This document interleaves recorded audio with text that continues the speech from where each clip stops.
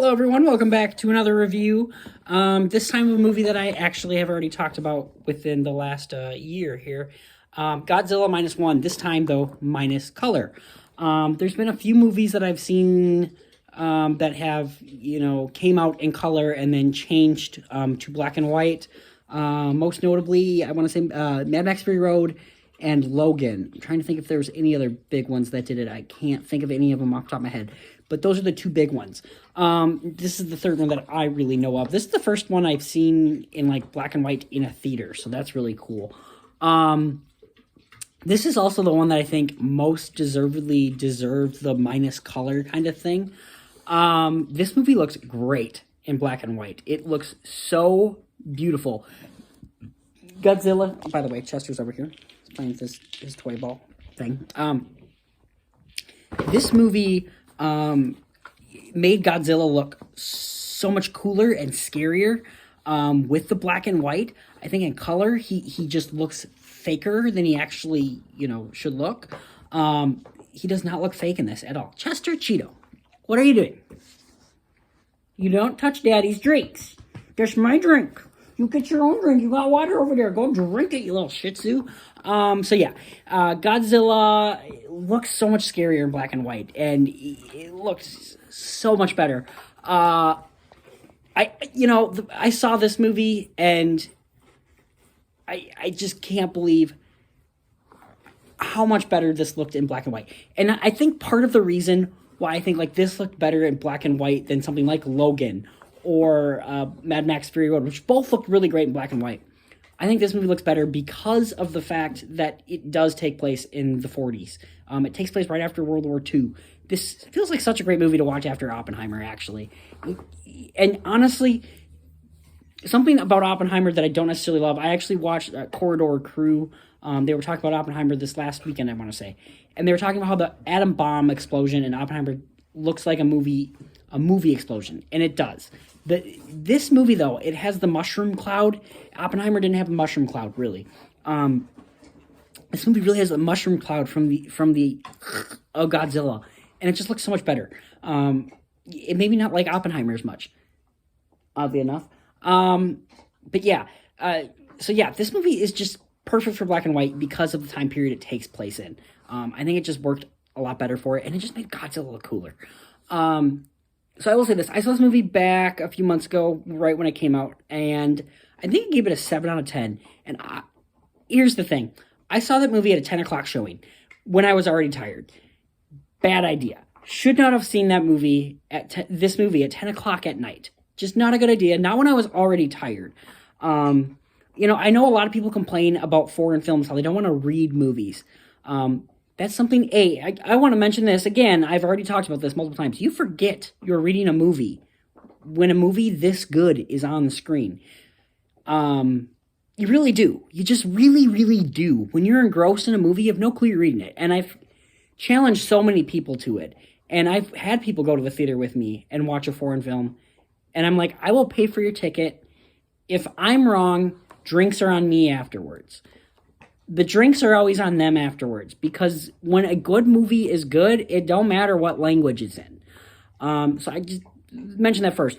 However, the thing I will push back on myself about with that is, if you're tired, going into a foreign film is probably not the greatest idea, because you do need to be awake. You do need to read it.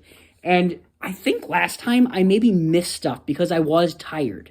This time I was not tired. It was a 7 o'clock showing. Much better. There's just things that I didn't get last time that I got more when I'm awake. I think the first time I watched it, I think I said some characters maybe don't have much. They're kind of one note. That is so wrong. So wrong. I would say maybe the most... I don't even know why I said that. I really don't know why I said that, because it's just there. Every character has something to it. My favorite character in this is Doc, by far. He's kind of a crazy, cool Einstein-looking dude. The kid even, I thought maybe his thing was just, I want to go to war. But at the same time, there's so much more to him. There really is. The captain has so much to him. Our main character, which I can't say his name. He's great. the PTSD that he's living with, the guilt that he lives with.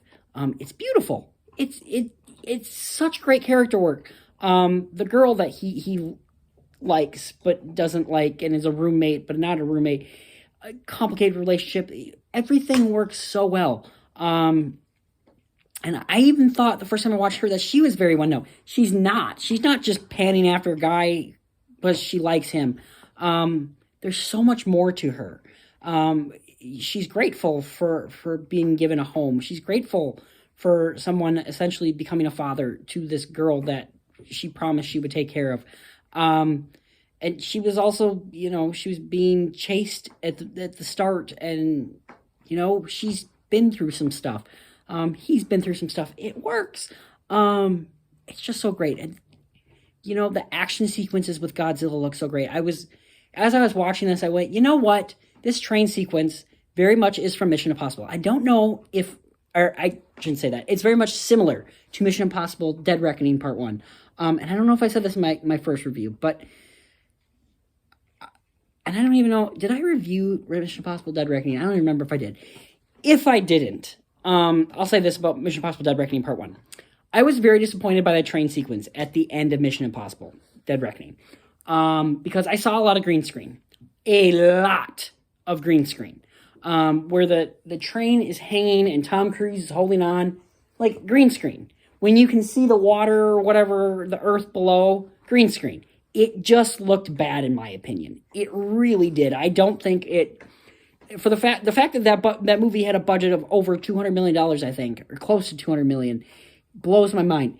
There is a train sequence in here, though, where someone's hanging, and it doesn't look like green screen. It looks good. And it had such a smaller budget. And some people are saying it's not 15 like we thought because Tokyo's money is different or whatever. Fine.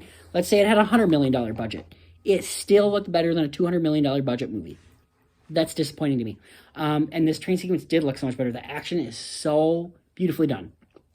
So the one thing that does change for me, though, or not change, still stays the same for me. I think I talked about this in my original review as well. I don't love the ending. I don't necessarily want to spoil it, but there's something that happens towards the middle of the movie that happens with a certain character getting blown away. And there's something with that character that pops up towards the end, and I just don't buy it. I get what they're going for. I get that arcs are being completed and yada yada. I don't think that didn't fully work for me. Other than that, this is a near perfect movie. It really is. Why I gave this movie a 7 out of 10 is beyond me, because this movie is a total 9 out of 10. There's a couple times with Godzilla's eyes, they make him look a little cartoony, a little robotic-y. It definitely was worse in color. It looks so much better in black and white like this. Like, his eyes look so cool right there. What else can I say about this movie? It's just so good. The score is phenomenal. I forgot how good the score is. This might be a score that I start listening to. Because, dang, did it get nominated for original score? I don't think it did. It should have been, because good God, is it good. Yeah, the visual effects are great. Cinematography looks great. It's just such a great movie. I took the tags off my chair. They're driving me nuts. Hi, Chester. So yeah, guys, it really is such a great movie. One of the best of the year. It was in my top 10, deservedly so. Yeah, I absolutely love this movie.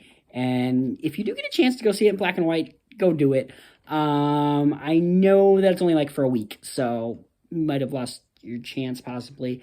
I saw it in RPX tonight, and it just was phenomenal. You could feel Godzilla's roars. His subatomic breath, atom bomb breath, whatever you want to call it, is just so freaking cool. See you guys. That is my review of Godzilla -1 minus color, and just Godzilla -1 basically re-review, because boy did I review this movie wrong. It's just such a great movie. Doc is just one of my favorite characters of last year, I think. He's such a good character. Maybe I should do that video. My favorite characters of 2023. I think I might do that video, actually. I like the sound of that. There was a lot of characters that I liked last year that I feel like I need to put in to a list because dang. Okay. Yeah, guys, I hope you have a great night. Don't do anything I wouldn't do, and we will see you soon.